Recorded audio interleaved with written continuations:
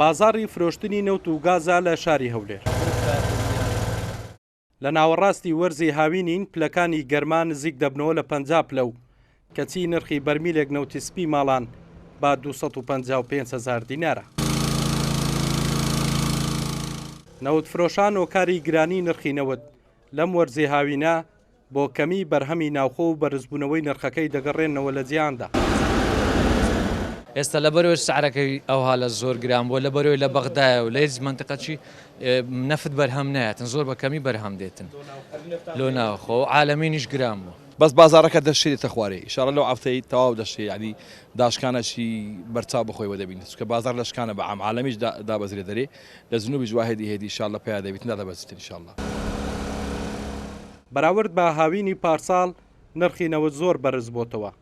بە زۆرێک لە وەرزی زستان و هاوینی پارساڵ هەر بەرمیلێک نەوت بە 150,000 دینار بوو، بەڵام ئەمساڵ هەر بەرمیلێک 100,000 دینار زیاتر بووە.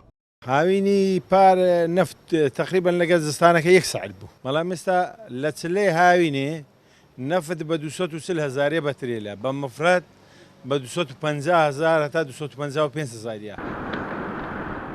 لە وەرزی سستانی پارساڵ نەوتی سپی ماڵان لە هەولێر دابەشکرا لە دەرەوەی سنتەری شار بە 55,000 دینار بوو، لە سنتەری شاریش بە 90,000، بەڵام ئەوەی جێگەی نیگەرانی خەڵک بوو بە تەواوی نەوت دابەش نەکرا و تا ئێستاش بەشێکی زۆری هاوڵاتیان پارەیان داوە کەچی نەوتیان وەرنەگرتووە.